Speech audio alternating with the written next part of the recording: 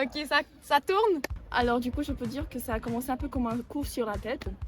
Très chouette et très soudain. Ok, bonjour, je m'appelle Juliette Forêt-Trépanier. Julia. Salut, je suis Anton. Donc moi c'est Mathis Langlois. Moi, c'est Audrey Robert. Adam. Je m'appelle Ariel Boisvert-Hayes. Salut Anton. Mes attentes c'était ça, c'était d'avoir du temps pour découvrir plus en profondeur mes amis puis le monde avec qui j'étudie. Puis ça a donné que mes attentes ont été tout à fait comblées, voire plus. Puis en plus, j'avais pas d'attente par rapport tant que ça à la région de Bukovine. Puis moi j'ai été vraiment très très impressionné par la manière de faire de l'agriculture, de vivre de la terre là-bas. Je m'intéressais à comment est-ce que le patrimoine puis le tourisme autour du patrimoine pouvait devenir un levier de développement pour une communauté. C'est ça qu'on est venu voir à Kachika. On a visité plein de maisons traditionnelles. C'était vraiment impressionnant, c'était vraiment beau. J'avais vraiment envie de voyager, rencontrer des gens, découvrir une nouvelle culture, en apprendre plus sur le patrimoine dans la région de Bukovine. Puis la possibilité de mélanger l'art et la science aussi, ça m'intéressait beaucoup. En fait, pour plusieurs raisons. Premièrement, j'avais jamais visité l'Europe de l'Est. J'ai fait l'Europe de l'Ouest, comme beaucoup, je pense, de touristes le font au début. Mais Suceava, je trouve que c'est une ville vraiment charmante. Ça a l'air relativement petit comme territoire, mais c'est condensé, je pense. Donc ça fait que c'est super vivant, pas trop gros non plus. Suceava, sinon Kachika, évidemment, j'ai adoré. J'invite tout le monde à y aller. C'est une super belle communauté. Puis c'est magnifique. Ce qui m'intéresse, c'est de voir le lien entre le développement, comme admettons quand des sites sont reconnus par l'UNESCO comme patrimoine mondial, puis comment ça affecte le territoire autour. C'était vraiment intéressant d'aller voir les monastères en Bukovine. Ce que j'ai vraiment apprécié, moi, c'est la proximité qu'on avait avec la communauté, je dirais. Mettons, je pense juste à aujourd'hui, on est entré dans une église, moi et un ami, puis il y avait juste nous, puis là, il y a le prêtre qui est venu nous parler. Puis il nous a fait la prière avec nous, puis c'était vraiment un moment intime. Puis je trouve que c'est vraiment une grande chance de pouvoir vivre ça avec les gens, de ne pas arriver là, puis d'avoir la relation touriste puis accueil, mais vraiment d'être plus connecté à eux. On sentait vraiment qu'ils étaient contents qu'on soit là. J'ai beaucoup aimé le fait de travailler avec les gens de la communauté de Kachika, puis de côtoyer aussi des étudiants d'autres universités ailleurs en Europe. On découvrait comme plein de nouvelles cultures en même temps. Je garde vraiment un beau souvenir des moments qu'on a passés tout le monde ensemble. En comparaison avec les autres expériences Erasmus que j'ai eues avant et des expériences internationales, cette expérience elle était vraiment unique parce que c'était pas ailleurs. C'était ici à Bukovine, en Roumanie, chez moi, dans la région où je suis né, où je suis grandi, et c'est ce qui me rend vraiment fier qu'il y a tellement de jeunes qui sont intéressés par le patrimoine culturel et social de la Bukovine. La Bukovine, c'est vraiment une étude de cas intéressant, puis certainement un endroit que j'aimerais approfondir dans les prochaines recherches. C'est très intéressant, mais grâce à des personnes qui sont extérieures à ma nationalité, à mon pays, à ma culture, à ma tradition. J'ai tout simplement expérimenté des choses que je connaissais d'un point de vue intellectuel, mais je n'avais jamais vraiment mis la main dans la mouise, dans l'argile, dans le foin, vraiment de cette façon-ci. Alors du coup, je peux dire que j'ai adoré parce que c'était vraiment une expérience qui ne parlait pas seulement au sens plutôt psychique, mais aussi vraiment à tous les sens, de l'odeur aux mains, aux pieds. C'était très manuel. Et vraiment, j'ai vécu des moments en étant 100% là-bas. Ben, l'expérience était incroyable, surtout parce que c'est une expérience de groupe inoubliable, puis avec ses rebondissements, mais au final, on en ressort avec des liens vraiment précieux, puis aussi les liens avec la communauté, d'être dans un petit village. Ça nous a permis de rencontrer des gens fascinants. Ce qui a fait cette expérience vraiment exceptionnelle, c'était 100% les gens. Parce que l'ambiance du groupe, je peux pas dire même un groupe, on était comme une famille.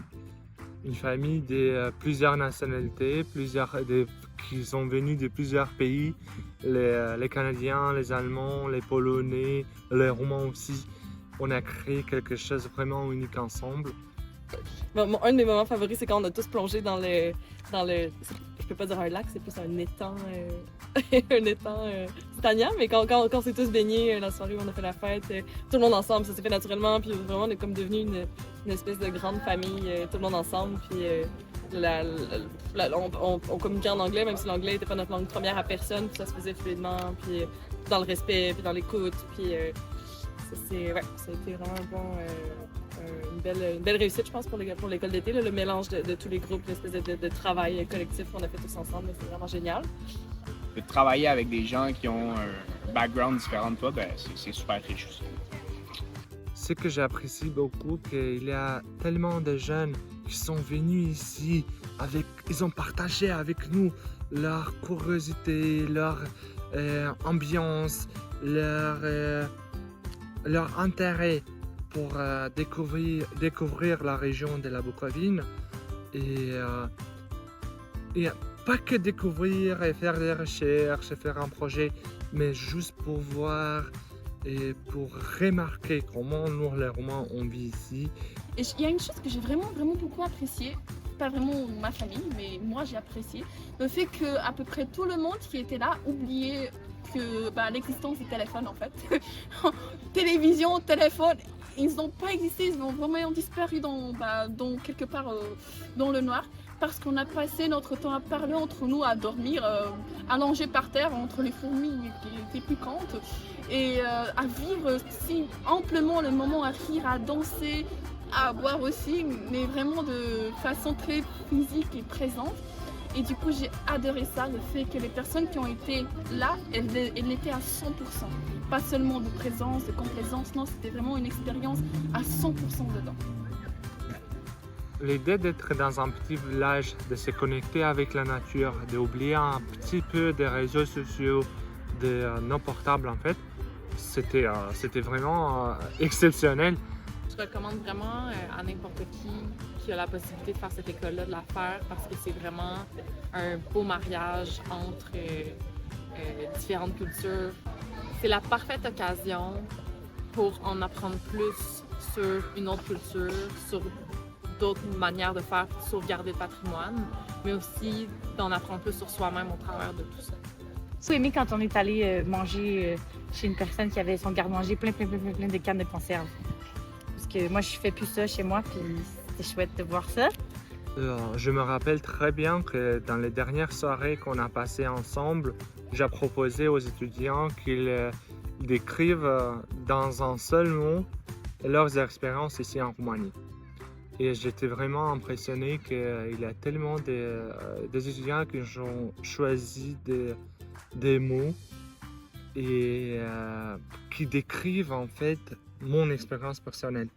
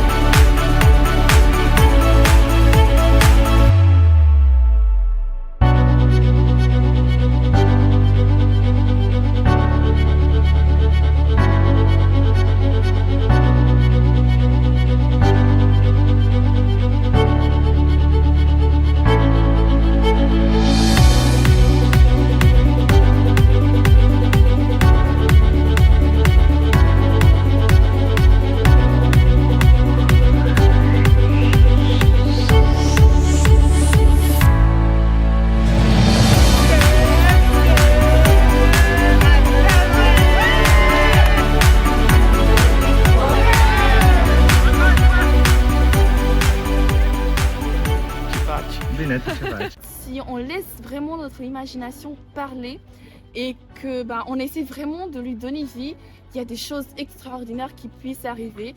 Alors que, par commodité, souvent, moi-même, je fais le choix de suivre la voie la plus rapide. Et même si le résultat est bon, il est correct, il n'y a pas cette splendeur.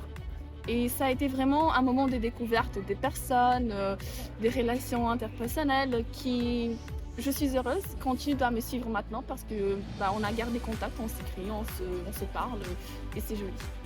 Je voudrais bien remercier à tous les organisateurs pour leur temps et leurs efforts, pour tout qu'ils ont planifié pour nous.